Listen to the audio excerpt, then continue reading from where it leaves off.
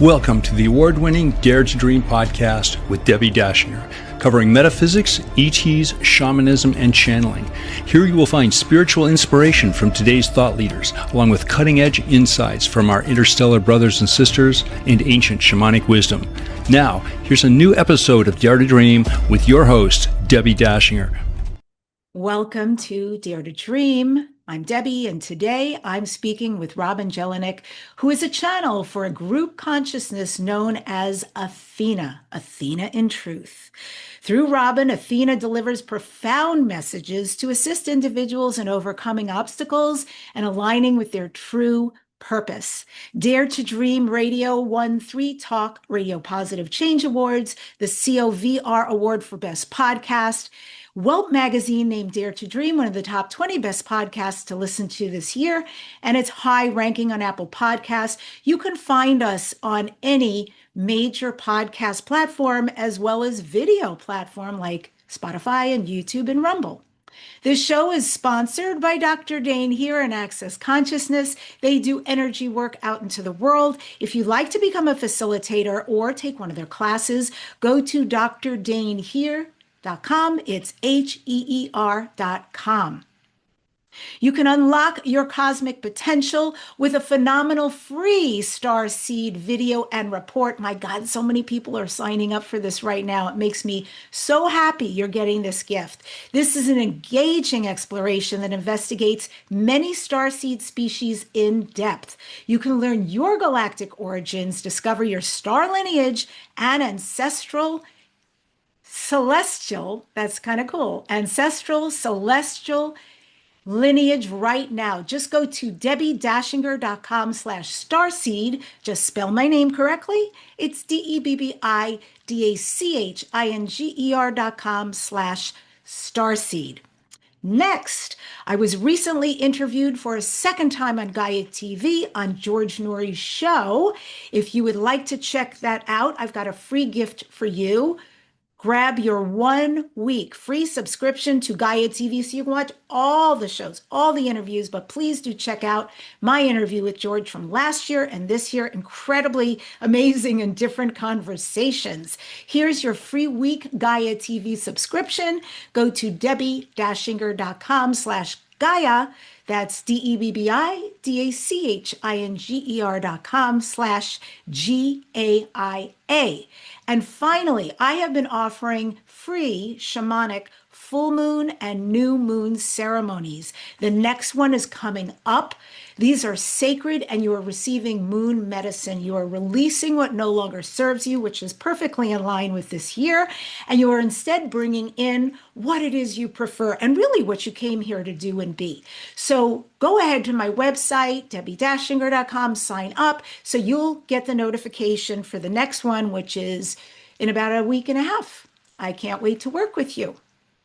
Now on to the guest for today, my guest, Robin Jelinek, who channels a group of spirits collectively known as Athena In Truth, as well as another spirit outside that group, Shiva. Robin experienced a Kundalini awakening years ago, which has greatly enhanced her ability to channel in a powerful manner.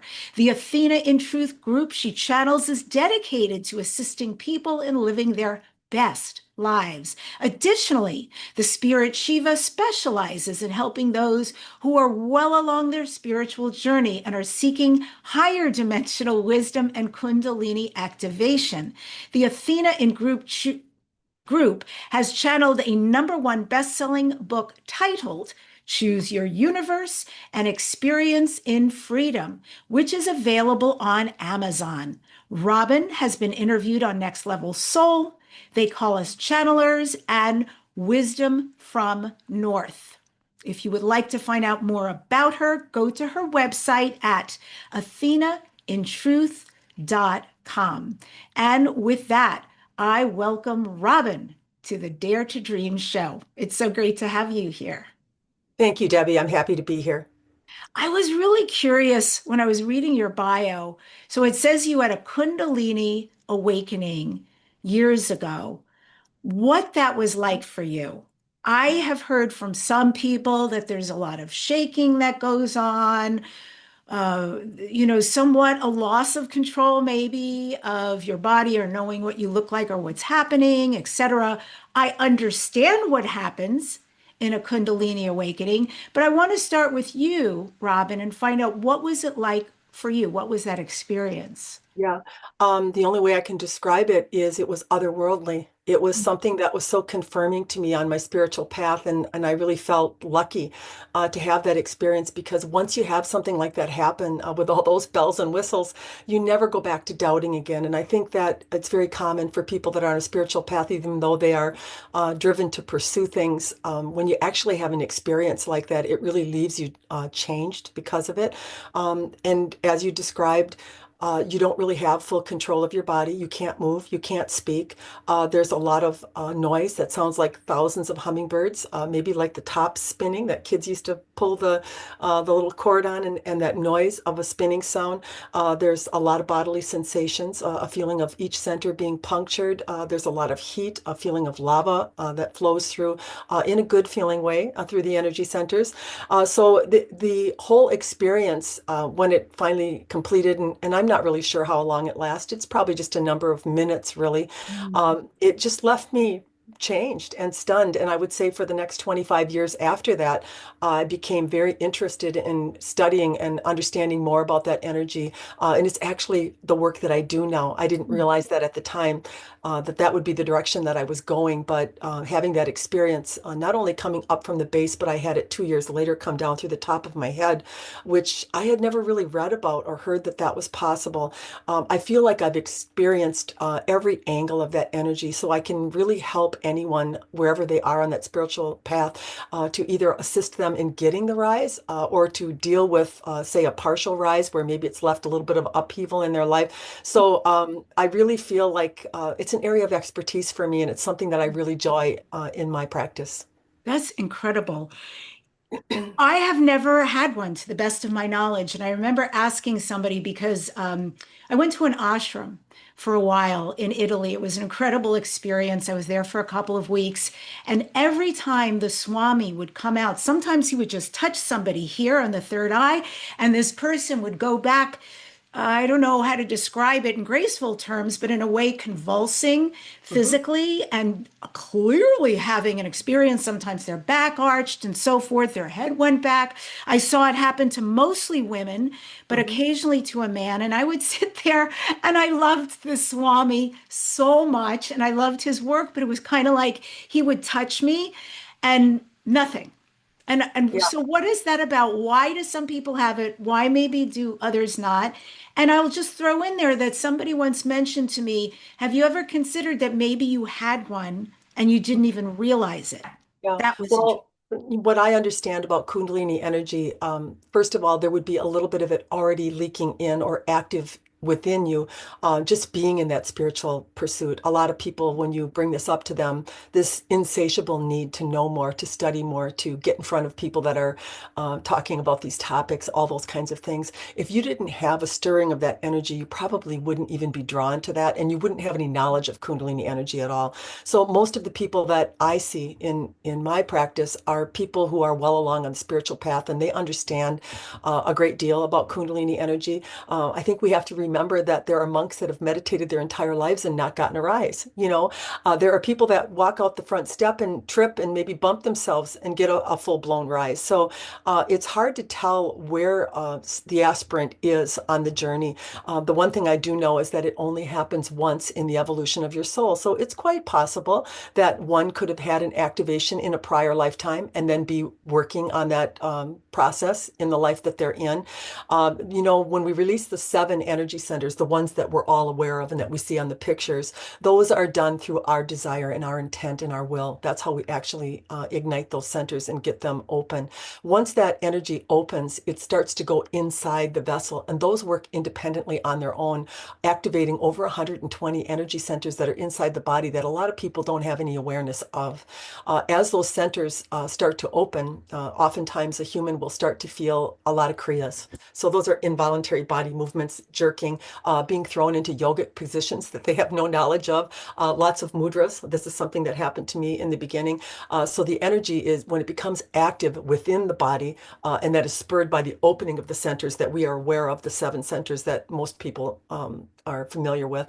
That goes on for many, many years. I would say that it was over 25 years that I had that energy active within me before it actually reached the crown. So you would get an initial rise with all the bells and whistles, and you would know that something happened because it's quite loud and impressive when it happens. And it would go all the way up, and then you'd feel this flushing or lava sensation that feels very warm and good as it comes back down to the base of your spine. Sometimes there's a full body orgasm. There was with me, and in every energy center, it's just part of the process. That feeling or that sensation is connective to the universe. That's actually what that is. So there would be that rise, and a lot of people think, "Wow, I just had a Kundalini awakening, and I'm awake right now. Everything's done." But that's not really how it works. That's just the beginning.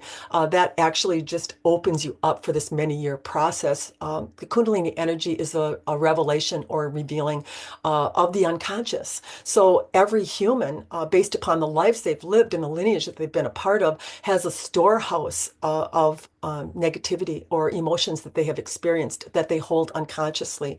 The Kundalini blows those doors open. And so what happens is that energy starts to express. So you start to see yourself in a lot of ways that you don't like. You start to notice everything that you're doing that's not connective. And the first thing that a human does is move to judging and condemning themselves, which again is a very separating thing. And it's actually the cause of a dark night of the soul. If we would just accept that we've invited this experience to ourselves, to see ourselves and actually open ourselves to releasing that energy, and we would love what we see, and we would have compassion and understanding for the way that we felt in our life, we would very quickly move through that energy. But as we hang on to it, and as we judge it, and as we condemn it, we're always received in the way that we feel. So the universe just returns on that negativity, and a person finds himself stuck in a loop for a while before they figure that out.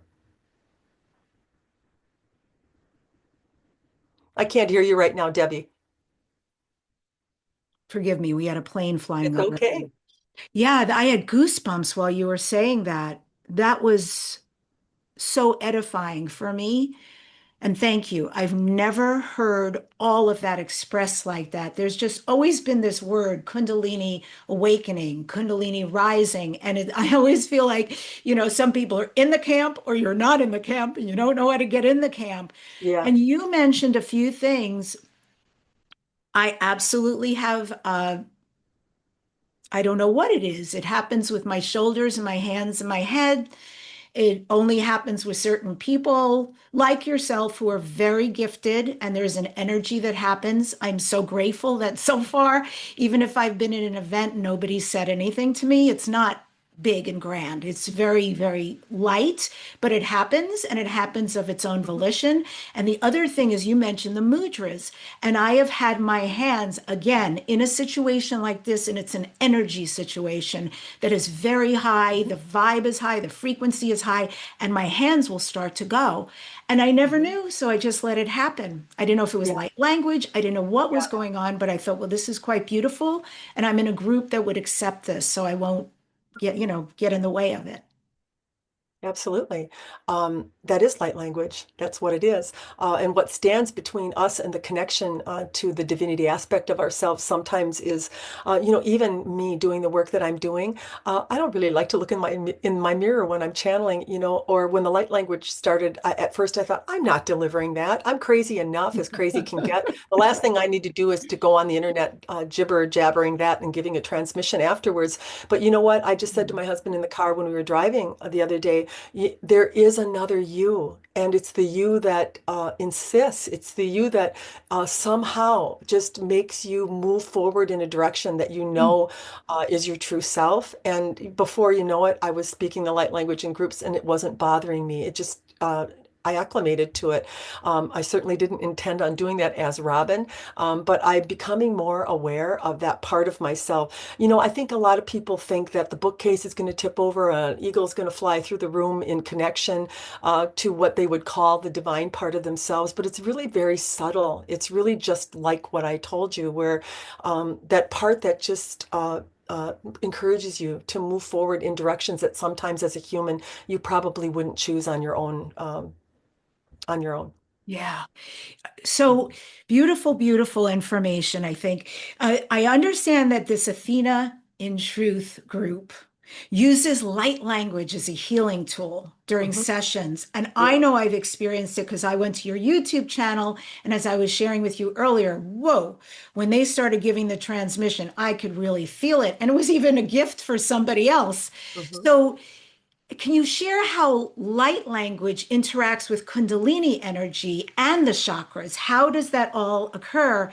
And maybe add in there what, for advanced spiritual seekers, that's a lot of my audience. How might they notice differently when that modality is incorporated? Yeah, everything's about frequency. So as your body starts to acclimate to higher frequencies, other siddhas or spiritual gifts just become accessible. It's not like you're a special person or a person that never feels negativity. That's just not true. You're a person that understands what it is to be human, and you're a little bit more compassionate and forgiving of yourself based upon what you choose to feel, because you understand that in free will, you have the right to choose how you feel. That's what free will is. You get to pick the signal to send out to the divinity aspect of yourself what you prefer in your experience, and you're known by that. Every emotion has a intricate frequency, so the universe is painted on your skin, and it knows in the moment that you feel something, what it is that you're feeling and what you prefer because of it, and then it quickly cultivates experiences and circumstances that will satisfy you in the way that you want to feel. So I think I veered a little bit from, oh, you wanted to know how is light language connected to Kundalini. Kundalini, as I told you, is a revealing process of really what's stuffing up your system. What are you holding? We all eat and eliminate, we drink and we eliminate, but we feel and we hold. And those emotions get held within the energy centers. And what they do is they actually slow down the field. So if you're carrying a lot of emotion, a lot of experiences start to come to match the emotion that you're holding. Not to punish you, not to make you suffer, to make you realize that I can't deliver to you what I have created that you're going to really like unless you let go of that energy. So I start getting experiences that match my anger, that match my rage, that match my controlling way of being. And then I inadvertently attach to that. I start to become the human. I start to hate myself being angry. I start to hate myself being controlling. And so that's not the love of self. The only requirement for flow is matching it. It's to love yourself in your free will choice of how you're picking and choosing to feel. And so when people get that news that, hey, every feeling is okay, there's nothing wrong with it, and it will move very quickly out of your field, provided you don't attach to it. An attachment means I, in some way, are condemning or judging or not liking the feel of what it is that I am sending out, and I become a little bit confused in how I'm creating. And so I would say that uh, the energy centers are a representation of sending and receiving devices between you as a human and you as your divinity partner. Once you get those centers open, once you start to really love everything that's been stored in them that you have not loved, it's why it's stored in there. Once you start to release that energy, the flow just starts coming. So the wisdom, the knowledge, the things that you want to inquire about, the ways of being that you have wanted, that you have efforted in and not been able to obtain, there's just these really nice natural changes that just start coming over you. And it's not by you becoming any different. It's a gift from the divine. It comes through flow. So even the light language is a higher level of consciousness. And so as you expand your consciousness, and you expand consciousness purely by love, purely by becoming a match to the unconditional love of your source. Every time you witness yourself in observation, you have invited the divine aspect of yourself into the equation. So it's dissipating negativity for you just by you being awake. When a human feels in unconsciousness, when they have no awareness that they are sending out a signal in negativity, they suffer in it. They start to think there's an outside cause. They start to think there's a circumstance or situation that's making them feel the way that they are. And immediately what the universe does is it expands the negativity within them because it wants them to know that they are sovereign, individual, powerful gods that have taken form, and no one can create in your experience but you. So if you start to think something else is the reason for how you feel, you will immediately be bombarded by more experiences that you will suffer in. So suffering isn't necessary. It's a choice. But oftentimes we don't understand that we have that choice.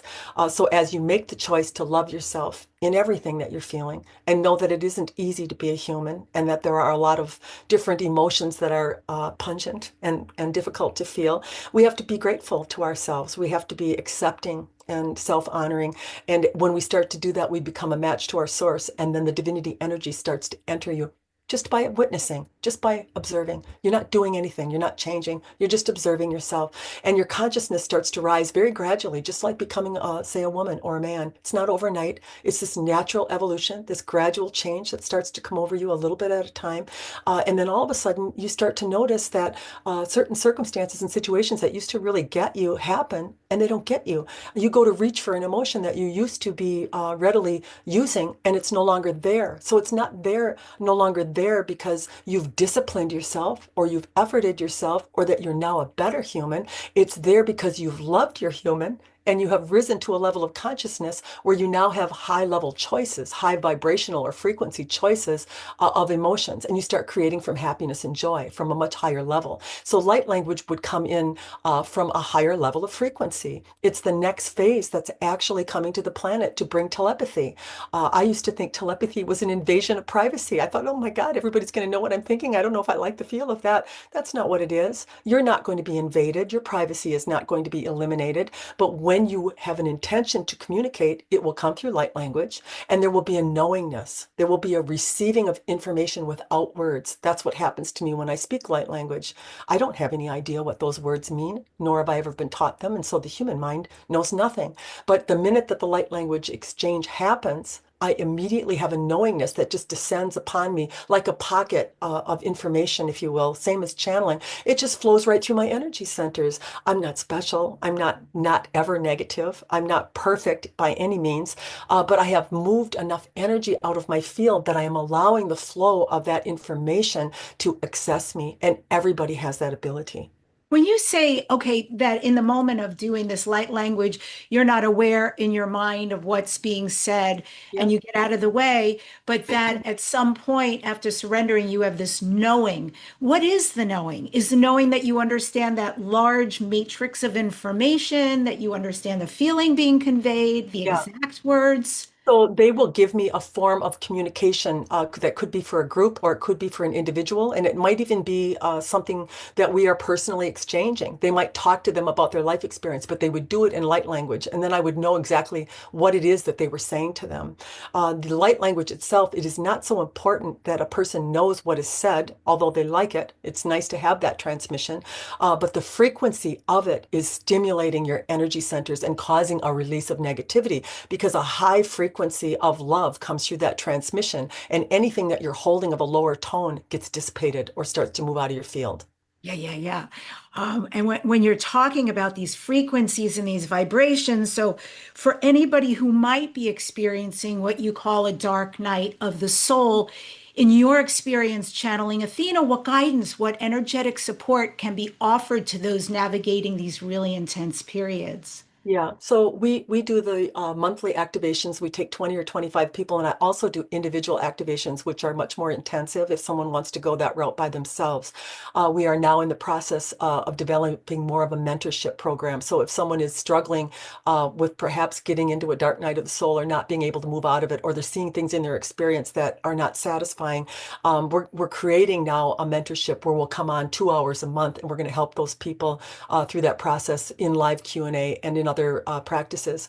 Some people don't realize that too much of a good thing can be not a good thing. And what I mean by that is balance means everything. And spirituality isn't really more better, isn't more I'm looking for the right word.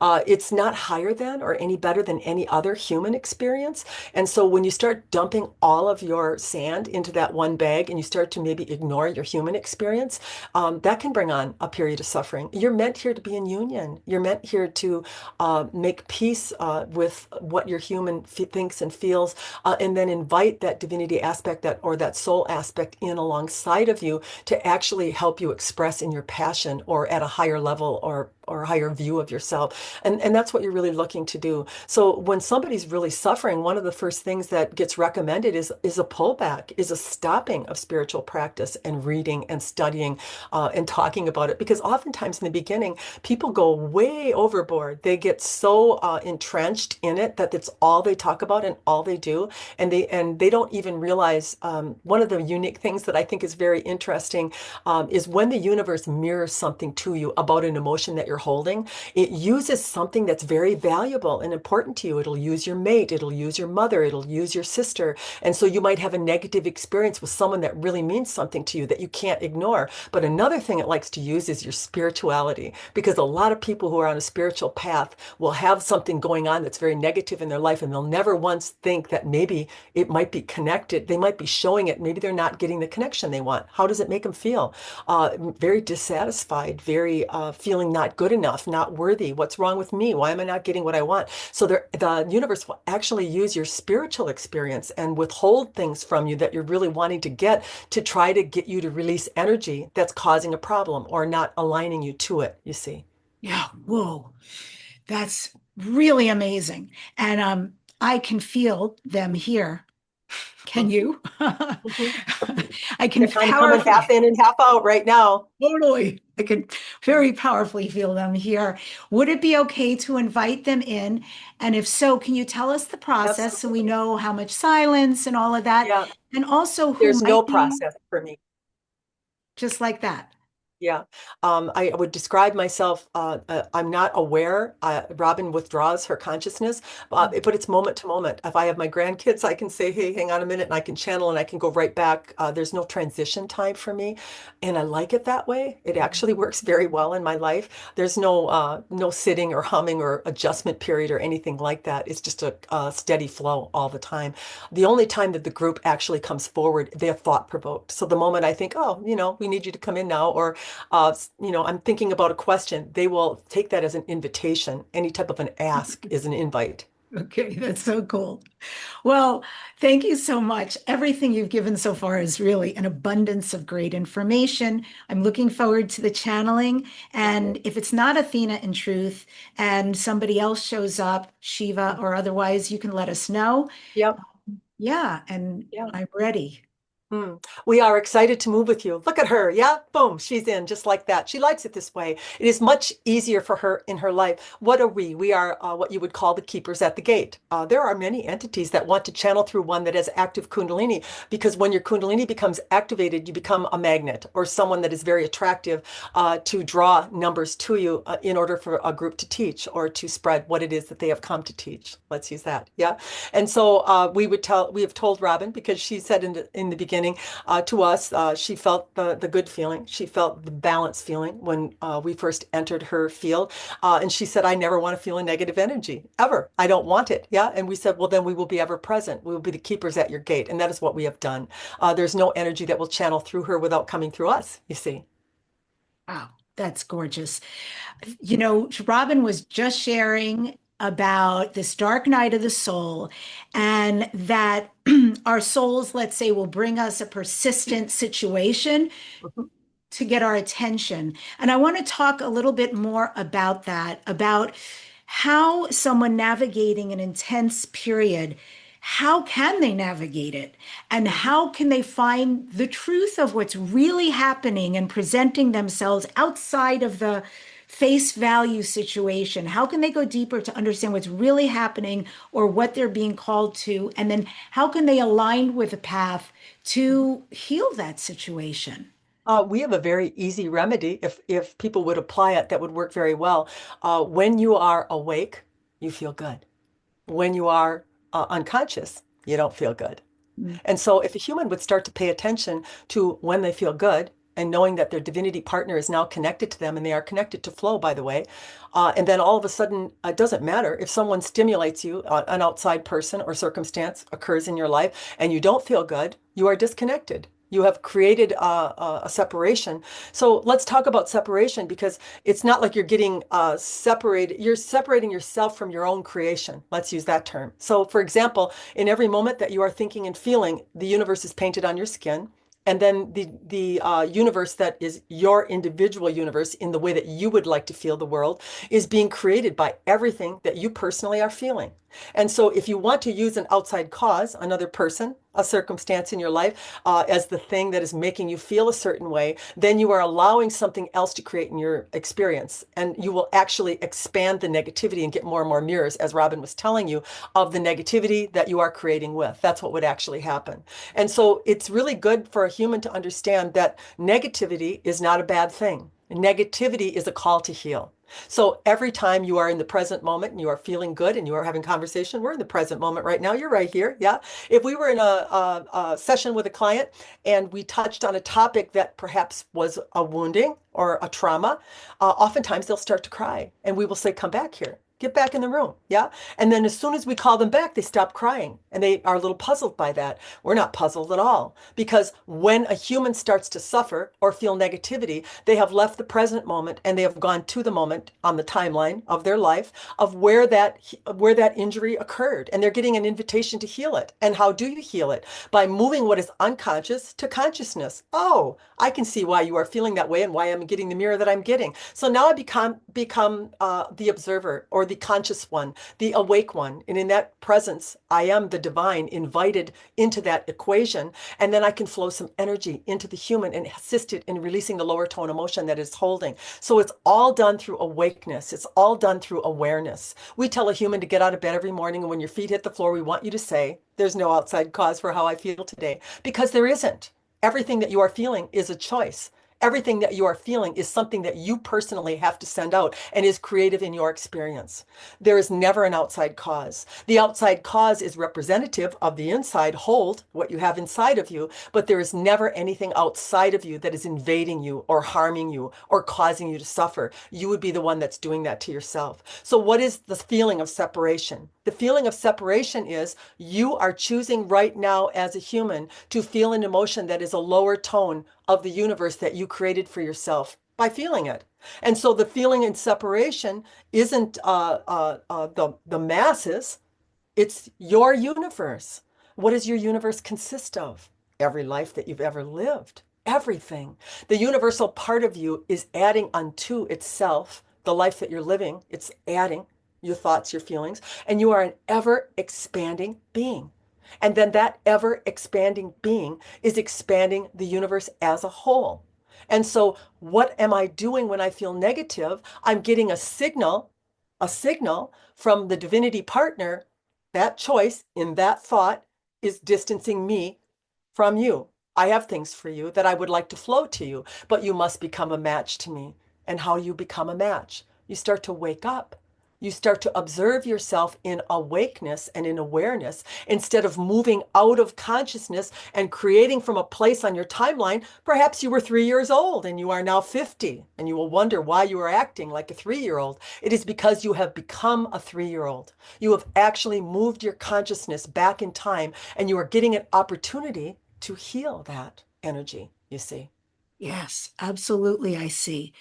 When you speak of two realities, your current experience and a higher reality that's shaped by our focus and energy, for those who are already attuned to subtle energies, what kind of practices or mindsets help create the alignment with the higher reality? Yeah, noticing how you feel. We could tell you, oh, stand in the corner, write it on a chalkboard, meditate, spin in circles and repeat something over and over again. We could tell you all those things, but those are all temporary. They are all temporary fixes. The only real fix, or the golden key to connection, is awareness, is the observation of oneself. Where did we say that you had to change something, deny something, regret something? We have said none of that. We have said you need to surrender to everything. You need to accept everything. You need to allow yourself the freedom to feel and love yourself in that freedom. And you will be filled with your source energy. You will become a match to it just by you opening yourself to it in the love of yourself, you see. You can do the little practices and the things that effort. You can get some progress, but it is often not lasting, and it becomes very dissatisfying because a human will slide backwards. They will begin to do things the old way, and then they will penalize themselves. They will start to condemn. They will start to judge, and they will move back into the same old stinking energy that they've been trying to get out of. When are you going to realize that as a human, your job is to feel your experience? And once you've done that, you're done. The universal part of you, that grander part of you, if you will, is the one with all the power. It has the network, the grid, the things that it can cultivate, the experiences, the circumstances, the people. All of the things that are going to come to you are being provided to you from that divinity aspect, based upon what you felt. When you move to thinking that you are the one doing the creation, you have moved way out of what a human is capable of, you see. Yeah, so we are essentially a filtration system, right?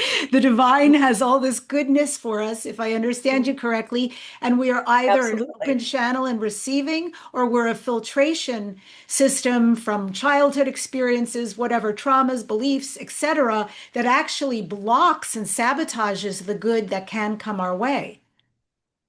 Absolutely. It is why we have chosen Robin as a channel because of her vast experience with Kundalini energy and her understanding of the changes and the benefit of releasing that energy. And as she said, what you are actually doing is you are flinging the doors open to the subconscious. That energy has one goal in mind, and that's to clean you out. The divinity force energy that you are trying to invite into your body needs space. It needs to be able to flow through you. Information is coming through those conduits, through those energy centers. And if they are laden with a lot of emotion or unconscious thoughts and feelings that you are not aware of, the spin of them will slow down and they will become very sluggish, very slow, and they will not draw in as much divine light force energy. When they are spinning, there is a vibrancy to the human. There is a passion, there is health, there is wellness, there is excitement, because that is all coming from that connection or that divinity part of yourself. When you start to contain a lot of negativity, the energy centers slow down and you start to lose those things. You start to feel not excited, not passionate, not hopeful.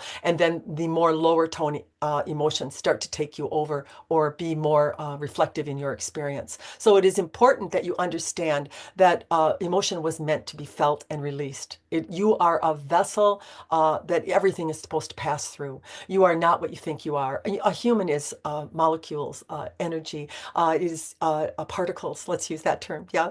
But the divinity part of you is that will, that desire. All of the things that are actually really creative in your experience are coming from the divinity part of you see. I do see, absolutely. Earlier, Robin was talking about light language as a precursor to telepathy here on this planet. And I want to go into that a little bit. I find Yeah. that subject very, very interesting. So, where are we headed as humans? Will we not have any language? Will our language then become the language of light? And how will Mhm. we understand each other? Yeah. Well, obviously, you're not going to forget the language that you're speaking or your native tongue. Yeah. But there will be opportunity. You will probably like this. Yeah. For galactic communication. It might surprise you that a long time ago, I'm not going to give you the exact number of time, but a long time ago, there was the ability to communicate galactically, telepathically. That was something that was in place or possible. Yeah. And so this is what is actually going to start happening. We're going to have more and more opportunity to be more connective galactically and actually have the opportunity to apply light language even in some of our relationships, if we so choose to do it that way, for more clarity and better understanding. Beautiful. You know, there's a woman who does work with autistic people. And I love her Mhm. work because it's something I heard at least a decade ago, and it was very profound. I had heard over a decade ago that people with autism, people who are bipolar, etc., are actually not disabled as they're often labeled in our society, but rather they are brilliant and Yeah. that their function is through telepathy. So anyway, this woman has come along and talking about this at length and using science to prove this, and it's very moving to me. And I'd love you to go into that a little bit about folks who are autistic, bipolar, etc. If it is just that they respond to humanity and being in this 3D suit incredibly differently, and also their way of communication and receiving and allowing is very different. Yeah, they actually are of higher frequency. And that might be surprising to people who are your normal humans or the regular communicators upon Earth, might find it quite surprising that someone with those afflictions could actually be having a higher level of consciousness or frequency that's coming into their body. And it makes it very foreign to them or very difficult for them to actually express in a way that is acceptable or humans can acknowledge as being normal. Do you see? Yeah. I do.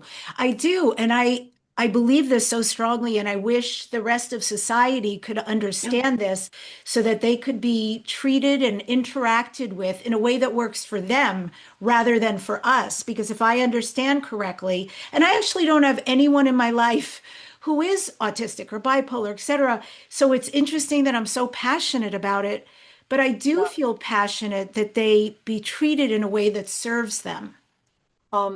This is a topic that is familiar or constant, let's use that, with humans looking at something that they do not prefer rather than what they do prefer. So it is to recognize what it is that you are really preferring to see and have no opinion on what you don't want to see, if that makes sense to you. Because as a human, perceives things that they do not like, they're actually adding to the energy of the thing that they do not like. So rather, when you look at autistic people, look forward to society waking up, rising in consciousness, receiving them at a higher level, rather than looking down at perhaps those that are not doing it and then expanding that type of energy in them. Do you understand what you're saying? I 100% understand, and I really appreciate this conversation. I feel like it's so, so important. Really do. And I hope folks out there It's are. very important because it can be tricky because there's a word, we're not calling you this, don't take it that way, but there's a word called righteousness. And some people think righteousness is right or that it feels good, but it doesn't feel good. When one thinks that they know something that someone else doesn't, or they want to apply their judgment or their condemnation of someone, how is that getting the title of righteousness or something that would be right? Obviously, when one is feeling righteous, when one is judging, when one is condemning, when one is hollering at someone that perhaps is racist, they're actually racist themselves because they are against the person that is a way that they do not like. How is that any different, you see? Ooh, okay. That was pretty good. That was deep. We get what you Um, want out of the world by becoming it. You get what you want to see in the world by displaying it. You do not get what you want in the world by condemning those that are not doing what you prefer them to do. You look at them and you say, I'm grateful for having seen you because now I know what it is I prefer because of your behavior. But we in no way should hold any judgment, any condemnation, or any negativity towards the way that they are behaving, or we will expand that same feeling in the world. mhm. So beautiful. May I ask you to give us a transmission or an activation at this time? I have to say, I'm actually already receiving a tremendous amount of energy from you and through Yes. you. So that's gorgeous. But I would love for everyone, the audience, to also receive something. Amnandiatore kotanyatoro shikete, nyatoro kataro shikete, nyatoro katare shiketa nyadra. Amanyadere yatoro kutiatere anotoro shuketa nyadra, katoro kutnyatare kishi. We want to use this opportunity that we are having to send you some love, to send you the frequency of love, of acceptance, of gratitude. Aturkiatere nyatore shikete nyadoro kiatoro shikete nitite, nikiate nyatoro shokatada. There's no one standing in judgment of you. There's no one that thinks that the way that you have lived is condemnable. We don't care what you've done.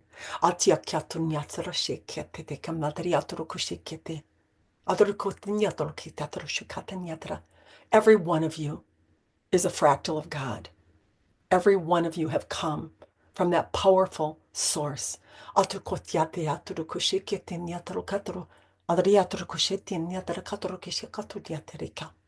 only thing that makes you different are the things that you experience in life. That's what causes a human to hang on, judge, condemn themselves.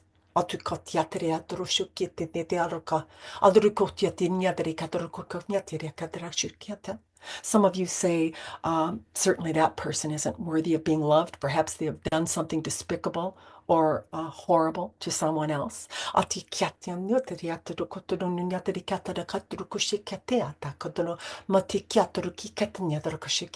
They have become lost. They have become separated. They have lost that connection to themselves and therefore are operating from a very wounded and lower tone emotional system within themselves.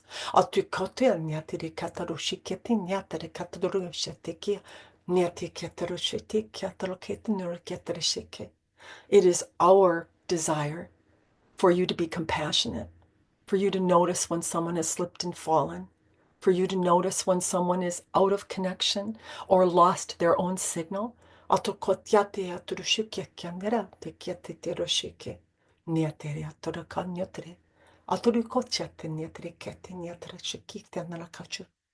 Just by seeing them, just by recognizing them in a way that they are not able to see or recognize themselves, can reconnect them.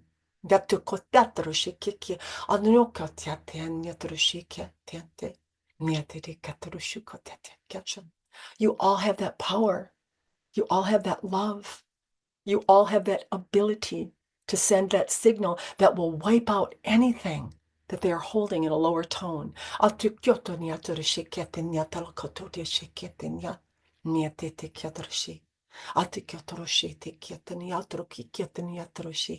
We give you this transmission with a remembering of the love that you are. And we want you to apply it everywhere, you see. Good day. Yes, received. Thank you. Thank you. Thank you. I'd like to ask you beautiful beings a question about yourselves. In Greek mythology, the owl is the sacred animal of the goddess Athena, which represents her wisdom, her intellect, her insight, but it's also associated with Athena's ability to see beyond the surface, to discern the truth because of the owl's exceptional night vision. So if the owl is a symbol of Athena's power and her role as a protector and a provider of knowledge, do you, beings who are being channeled right now and who call themselves Athena or Athena in Truth, do you relate to owl's medicine? And as this Absolutely. If you were to ask Robin the question when she was in her early stages of channeling, we showered her with owls. Yeah. She has a small porch on the front of her house. She thought a person had run through her porch. She ran to the door and opened it as a full-sized, enormous owl had actually flown right through her porch. These were all signs or signals that we were sending. There was another day that she came home and there was 6 owls in her driveway, yeah, sitting all over the place, playing, yeah. There's been owls that have sat on mailboxes to houses that she was going to for parties. We have displayed owls immensely and encouraged them in the form of medicine, as you say. We have the ability to influence that animal or that energy, and we have used it a lot on Robin for believability. How powerful. Oh, that is super cool. Yay, Robin, and owls. And owls are often associated with a way that extraterrestrials guise themselves. If they know that it's too much for a human to intake their true form, they'll come in the form of an owl. Yeah. In regard to extraterrestrials, and we know that it is a topic that you are interested in, yeah. What we would say on that topic is that most, if not all humans, have been both and are both, yeah. And so your consciousness is expressing in many different galactic starseed systems and other planes of existence without you having any knowledge of it, yeah. And also, there's no separation in the universe. The Earth and all of the other planets are all considered to be one thing or contained in one thing that is ever expanding, by the way, bigger and bigger and bigger, based upon the emotional thoughts and feelings and energy that humans are putting into their life and other beings are putting into their planets where they are living. Yeah. And so it is to get that understanding that, some people think that we're going to leave here and go up there and that you will never have another problem again, or that somehow life will be completely 100% blissful. But we would tell you that there are many planetary places where contrast exists, where there are still levels of consciousness who war, who have disagreement, who are not necessarily content in their experience all the time. And then, of course, there are higher level consciousnesses that do depict some of the ways that you describe your heaven or the way that you would prefer life to be. Let's use that. But we want to make you aware of this vast universe that you are a part of and that there are many different dimensional aspects to it. Yes, absolutely. May I ask you a few questions about sort of that relation? I don't know. There's so much that fascinates me. such as You Noah's can Ark. try. All right, we'll see where this Mhm. goes. Noah's Ark, right? Very biblical reference, often thought of as mythological. But was it a big ship or was it actually an advanced spacecraft? Hmm. Hmm. Um, we would tell you that it was actually a big ship. It was not a spacecraft. Yeah, it was more of an intentional or a human being guided by a higher aspect of itself or himself to construct that. So it was divinely uh, purposed, but it was not coming from any spacecraft. Yeah. Got it. Thank you.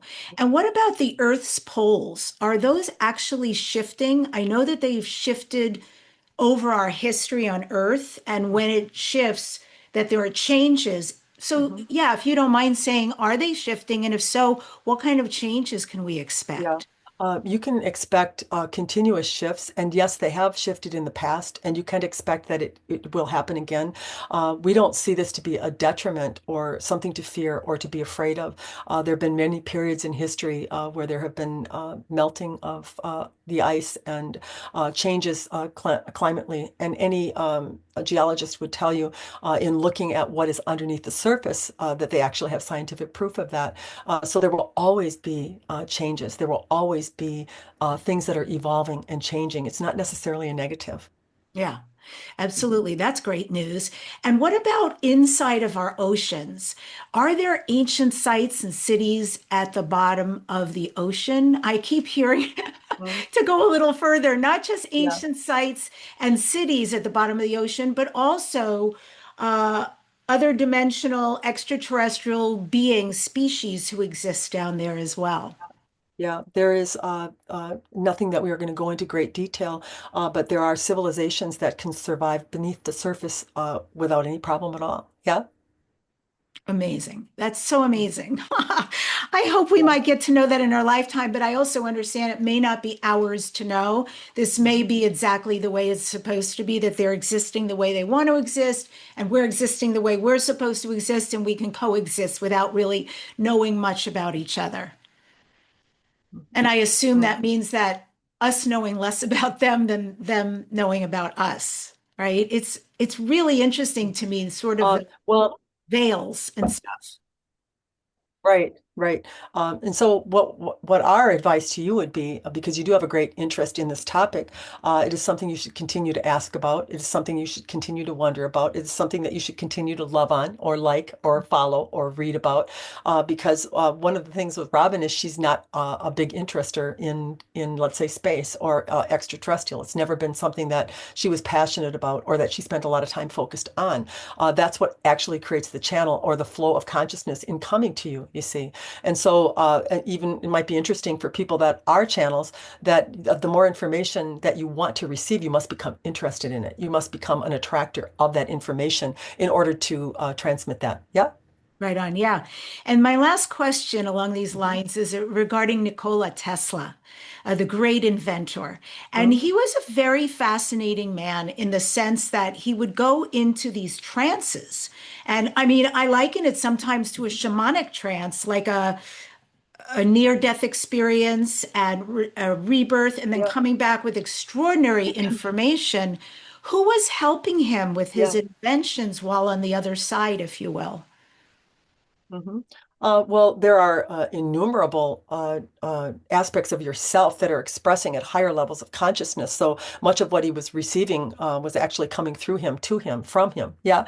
So that it is possible to receive it also from other dimensions and other places. And we are not really willing, let's just use that, to state exactly where it came from. But it is possible for a human to move to more of an awake and altered state. Robin actually experiences it, let's say in yoga, where she will lose all awareness of everyone that is in the room, except for she can seem to manage to hear the instruction, but her consciousness is quite elevated or has left the room. So she's lost the ability to track time, or the class is over and she doesn't realize she's even done it, you see.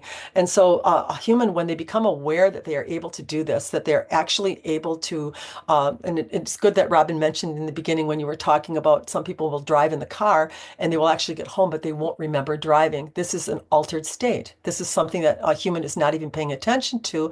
Their subconscious mind has recorded the route home, and is automatically driving them without any intention or any conscious focus in it.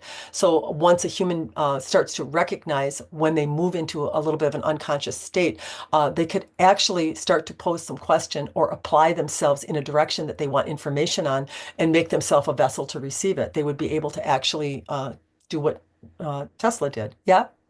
Yeah. I've heard it Hmm. said in another way. It sounds like much like what you're alluding to, in that I once heard a man say that he had never been a photographer and he made a decision to become a photographer. And so he opened himself to the greatest photographers of all time. And he went out to the beach with his Yes. camera and he took all sorts of pictures. And in a week, he was showing in a gallery. And then fast Hmm. forward, he decided he'd never been a singer. He wanted to be a singer. And he literally, again, opened himself up to the energies of all the greatest singers of all times. And I heard this man sing, and it was amazing. It Yeah. was so inspiring to me. Yeah. Well, there are streams of consciousness of which you can participate in through your desire, and it comes through belief. It comes through being able to perceive them. Unfortunately, a human sometimes will only perceive something that they work at or they effort at. And so, for example, if we were to use a tennis player, if they went to a lot of lessons and they worked very hard and they practiced their footwork and they watched video, all of this would seem as though this is what is causing them to be the great player that they are. But what they are actually doing is they are building their believability in themselves. They are perceiving themselves as working towards a higher level and therefore find themselves falling into the stream of where all of the great players are, you see.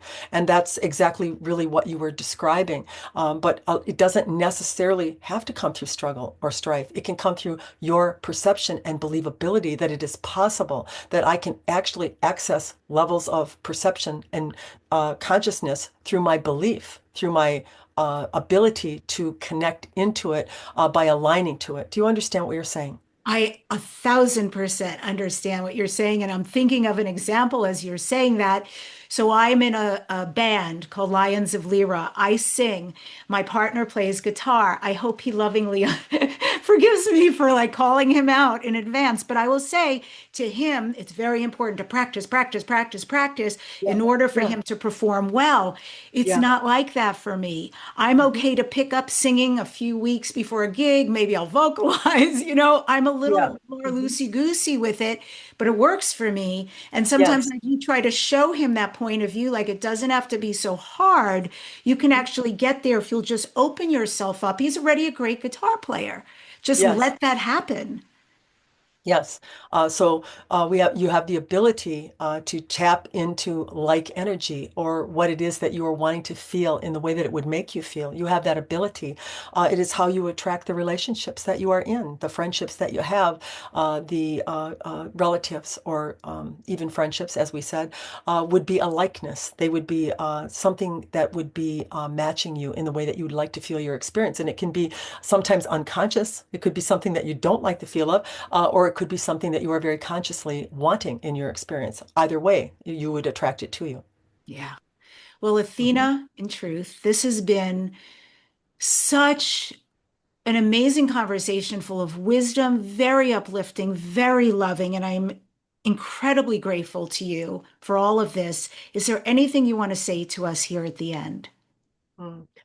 We would like you to enjoy your lives. We would like you to feel everything. Stop judging. Stop condemning. Stop regretting. Stop thinking you need a do-over. Stop trying to suck things back in that perhaps you thought that were bad or that you should not have done. Everything that you are feeling is being responded to in the moment that you feel it. It is futile to go that direction. It will only cause separation because the universe loves you. It does not condemn you. It does not judge you. It understands you completely in the life that you are living. And we would like you to understand that you can get constant connection just by the love of yourself, just by becoming a match to unconditional love. There's no prerequisite. There's nothing you need to fix. There's nothing broken. There's a perfect place, a perfect plan in place. Feel your experience. That's all you have to do, but do it in awakeness. Beautiful. Thank you so much. Thank you, Debbie. Yeah, Robin, Mamma Mia. That was really fulfilling for me, so fulfilling for me. I mean, energetically, I'm a little bit like this, I'll be honest. And just my heart is super full.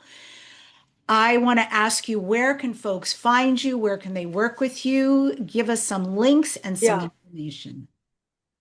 Okay, well, I have the AthenaInTruth.com website.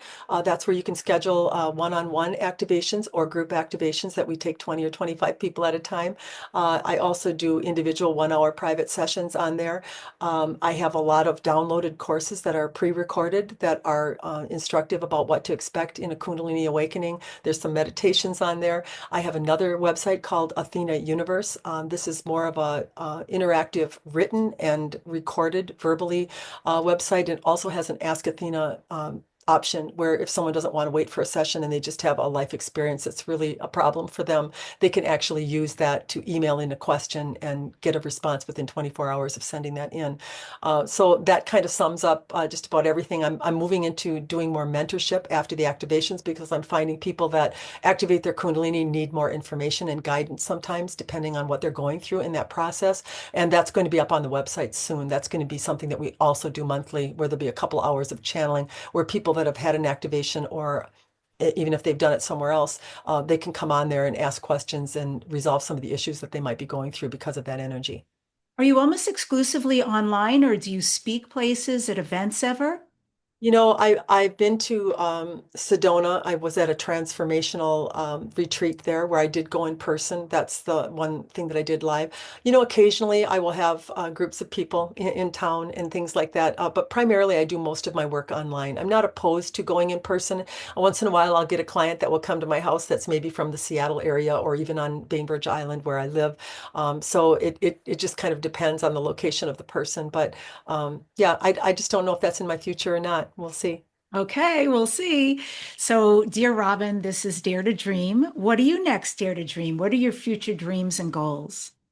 Oh, well, you know, I love being a grandmother. It's been the greatest joy of my life. And so any free time that I have, that's the direction that I like to go. I have a little 3-year-old that says, "Get in here, Grandma, and give me the good stuff." The good stuff is all the kisses and hugs and wrapped around me like a, you know, it's really hard not to be in a connective state when you have that in your life because I'm so grateful to have it and I see them on a regular basis.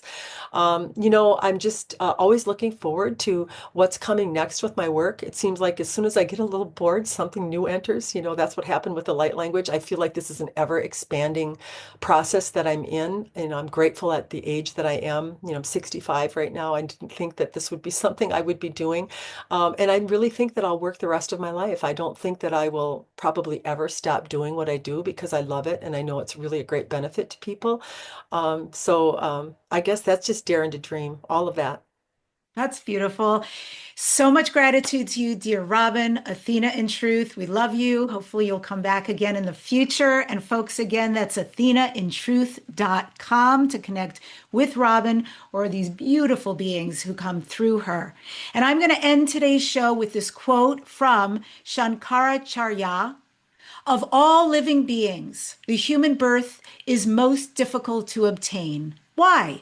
Because in the human state, you can ask, "Who am I?"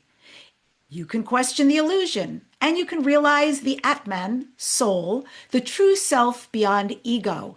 Divas can't do that. They're too busy enjoying divine pleasure. Animals can't do it. They're caught in instinct. Asuras are locked in ego and ambition. But humans? Humans sit in this rare, painful, beautiful middle ground, just conscious enough to suffer and just free enough to choose truth over illusion. Subscribe to this #1 transformation conversation, Dare to Dream with Debbie Dachinger. Please like, Leave a comment. We read them all, and subscribe for more amazing conversations. Next week on the show, on the podcast, I'm featuring Kadrick Olson, who delves into paranormal arts training, is a shadow worker, and a Norse mystic. Thank you so much for tuning in to all of this incredible information today on Dare to Dream.